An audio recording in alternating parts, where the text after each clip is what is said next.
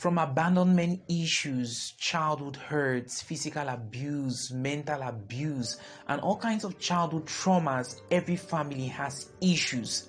Hi, my name is Rafa Godlove, and my assignment is to help you become a better person by teaching you life lessons that can help you heal up your broken life and just mend up your dirty past.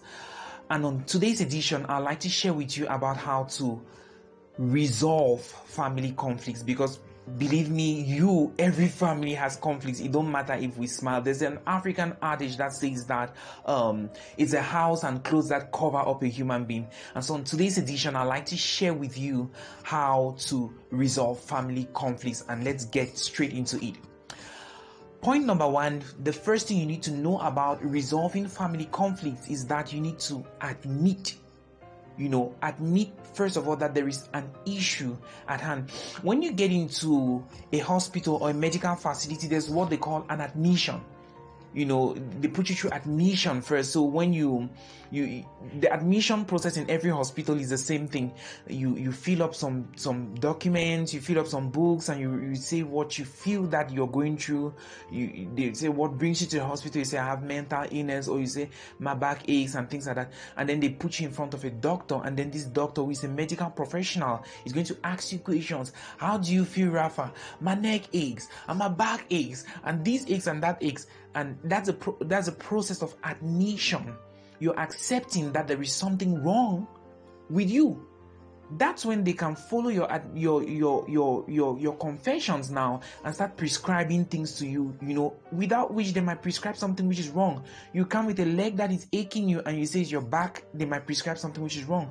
You come with a cold and you say you have a cough, they might prescribe something which is wrong. So you need to go through the process of admission. How can we put this in real life? For example, if a father is not a good example of what a father should be, if your children walk up to you and say, I don't like what you've done, and I don't like what you've done, I don't like what you've done, it becomes your responsibility to sit there and admit. That's the only way to build trust in a family, that you admit, you own up to your mistakes. There's some of you out there that your junior brothers and your junior sisters do not respect you, and you're like, you need to respect me, I'm the older person, you need to respect me. The reason why they don't respect you is because they've seen you sleep around with girls, they've seen you sleep around with guys, they've caught you on several instances, they know all of your dirty laundry. How do you fix that kind of situation? You admit. You walk up to your junior brother, you walk up to your junior sister, and you say, listen, I know I've not been a good big brother, I've not been a good big sister, but I'm here to let you know that I'm trying to organize my life and I'm trying to be a good example for you. So please give me a chance, and you would have to stop disrespecting me. You would have to stop talking rudely to me, because I'm trying to make myself better. I'm telling you the truth, I don't like people who make mistakes, but I have a lot of respect for people who, when they make mistakes, they try to make it right. Once you try to make things right, you discover that people respect you more, and it's not like they don't know what you've done, but they give you the respect that you deserve, because you've been there, done that, and you're striving to move on. That's the first thing in resolving conflicts, especially in a family setting, that you admit that there is an issue, you admit that you've done wrong, you admit all of these things, and then you try to tidy it up. Okay?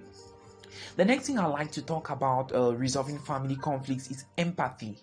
Have empathy for people that have offended you. There's an English saying that says that only hurting people hurt other people. Look at me, I'm smiling, I'm happy, I'm jovial, everything is going on fine. Okay, it's the energy that you have in you that you give out to other people.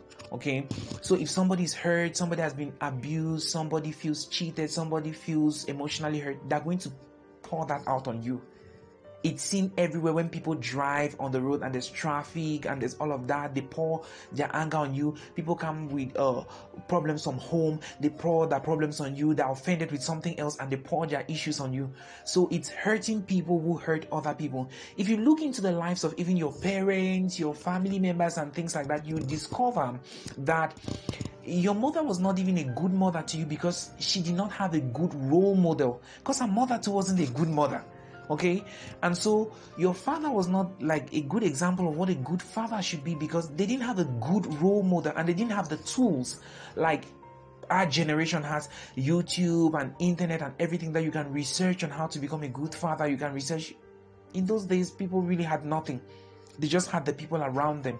And when you've not had good role models, it becomes a little difficult now for you to, do things properly. And so have empathy for these people, because growing up themselves, they probably didn't have the tools and all of the things required for them to become this good role model for you. So look at their lives and have some mercy and understand that it was difficult for them, and that most of the times our parents, they do the best that they know how to do.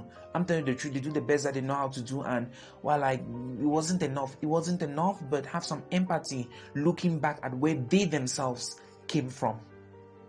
The third thing I like to tell you about resolving family conflicts is about emotional blackmail. And this is a situation is very common with our mothers and African mothers. I'm going to hurt your feelings now. It's common with African mothers where you walk up to your mom and say, I really need to talk to you, and I don't like what you've done. I don't like this. I don't like that. I don't like that. And instead of owning up to what she has done, she flares up. Sometimes they react in anger, just outbursts of anger. Or sometimes they react in tears. It's emotional blackmail. They start crying and telling you that I've suffered my whole life for you, and I don't stress my whole life for you, and I don't do all of these things for you. And you think that the best way to repay me is to be telling me that I've not been a good mother, I've done my best. No. When a child comes to you to talk about issues that they feel that are not okay, it's your responsibility to sit there and listen. Even if you didn't have a good role model, even if you've done your best, but you have to listen and admit to them that I am sorry that you feel this way, but I try. Before even struggling to explain, always admit first and say, I'm sorry that you feel this way. I'm sorry that I wasn't this good example for you, but myself, I wasn't raised to be a good example. I didn't have the tools, and I'm sorry, and I pray that you give me an opportunity for us to do things a little differently.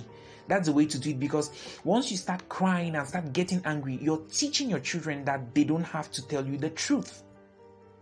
You're teaching them that they cannot be open and just frank and honest with you. That's what you're teaching them indirectly, and it's just emotional blackmail, because once a child knows that if I tell mama the truth, if I tell daddy the truth, it's going to get him angry, it's going to get her crying and things like that. Children don't want to hurt their parents. They don't want their parents to feel bad. And once you start reacting with just emotional blackmail and all of that, you make a child just become reserved, and they don't want to share things with you. One of the things that I can proudly say that I have is a very honest relationship with my mother. You sit to her and you can say anything, and she's going to sit there, soak it all in. Okay, sometimes she might get offended and say, you're speaking all of this English with who? She's like, okay, speak the English. You better speak the English, because all of my money paid for this education that you have. So my mom is that kind of mother. So the last thing I want to say about resolving family issues is that you must choose to forgive. You must choose to forgive, because to err is human. Everybody makes faults. Even you make mistakes. So learn how to forgive people. Forgive people not because what they did was right. Forgive them not because they don't deserve punishment, but forgive them because most of the times the things that you hold against people, they cannot give it back to you. Or you abused me sexually, you injured me, you abused me emotionally, and you've taken away my joy, my youthfulness, my childhood and everything. Even if they wanted to give it back to you, they cannot give you back your childhood that they stole. Even if they wanted to make amends in some way, there's some things that once that have been taken, but instead of dwelling in that situation, instead of dwelling in that bitterness and hatred, you better shed off the weight and try to make new memories, because sometimes people are alive but they're not living. Live in the moment. Okay, unforgiveness also blinds you. It blinds you to the present realities. I have met a lot of girls, and I'm talking about my personal situation because I don't know you and I cannot talk about you. I've met a lot of girls where you meet girls and they tell you about all of the hurts that they've been through. You really see that these girls need love. And these are girls that initially I was interested in just dating and things like that, but when I got close to them, I was like, I need to be, first of all, a big brother figure. I need to be like a father figure. You try to show them love, and what they do is that they push you back. they resist the love. They don't want it. They become suspicious of you. They become suspicious until you're forced to walk away. And then they build walls around them and sit inside these walls and say, the world is cruel, the world is cruel.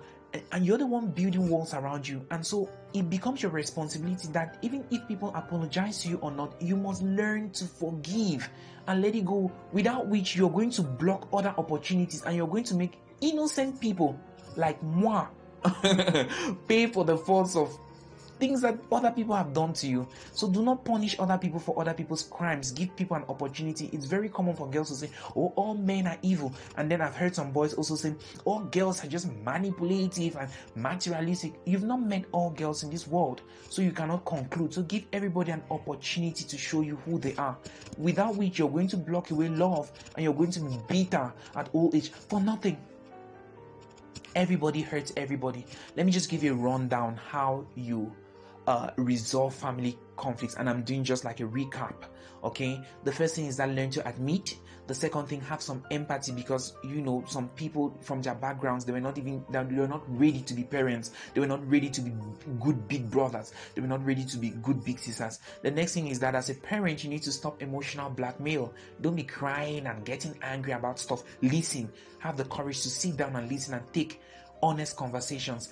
And then the last thing is that you need to choose to forgive. It's a choice. It's a choice to make. At the end of the day, people who hurt you will not even apologize. And even if they want to apologize and make amends, sometimes they cannot even give you back what they've taken. And so my name is Godlove Rafa. I hope that you've learned something. I hope that this will help you build relationships that are valuable, because that's the reason why I'm seated in front of a camera. I'm not here to look cute. I'm here to try to help you. All right, until next time, I'll see you some other time. Keep love in your heart and just let life be. Bye-bye.